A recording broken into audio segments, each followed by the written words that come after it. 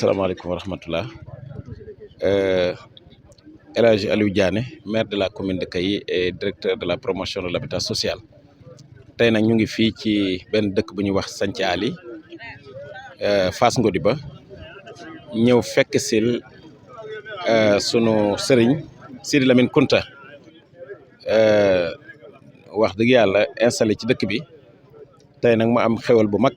boo xam ne indil na ko Santhie Ali indil ko aussi sunu xalifa di sëriñ Bassirou mi nga xam ne mooy njaboot gi yëpp fii ci Santhie Ali te loolu mooy lan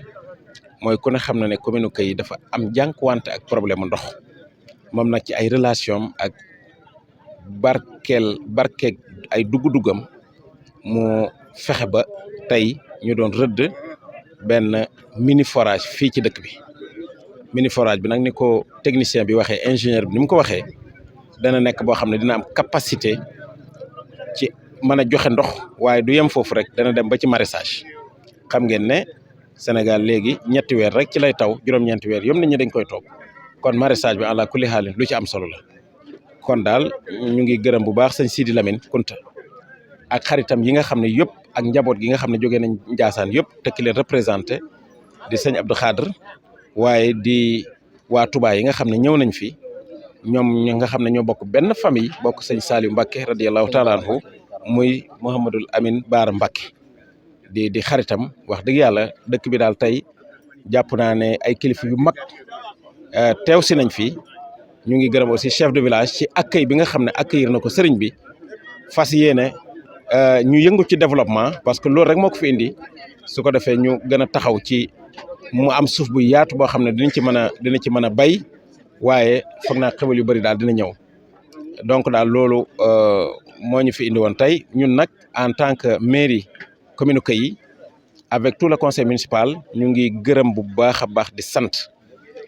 sëriñ bi lii nga xam ne indi na ko fi ndax ñun la waroon nag ndax nag ndox moom compétence transversale la ñun dañ cee am luñ ci war a def waaye soo ñëwee ci say relation ak ci sa xam-xam ak ci sa barke maam sa barke ay maam nga ñëw fii wuutuñu ci loolu dañ lay gërëm di la sant di la wax ne nag commune bi mu ngi lay bàyyi xel te dinañ jël toutes les dispositions nécessaires pour que nga nekk ci condition yu baax su ko defee njaboot gi dinañ ci gën a jëriñu di gërëm aussi sa nijaay di sëriñ Bassirou mi nga xam ne tey mooy xalifa bi wax dëgg yàlla gis nekk ambassadeur bu baax ci ahlu Kountiya ndax day taxawaayam ci commune bi ak ci région bi ñëpp seede nañ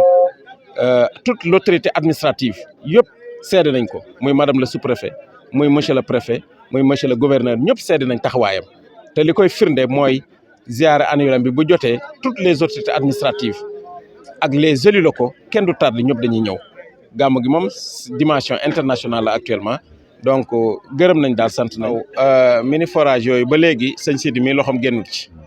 ndax bi ñu demee ci partenaire bi juróom benn mini forage la ñu may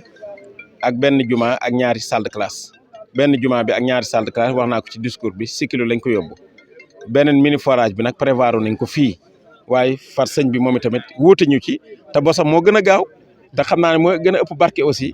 waaye tamit ki nga xam ne mooy ñu jox loolu aussi doom la ci sëñ Sidi mbokkam la te xam naa dinañ ci taxaw pour loolu gën a gaaw aussi. di gërëm aussi bu baax média bi nga xam ne moo jógee ba Ndiassane nga xam ne li ñuy wax yëpp moo koy jàllale ak Wilane Vision wasalaamaaleykum wa rahmatulah.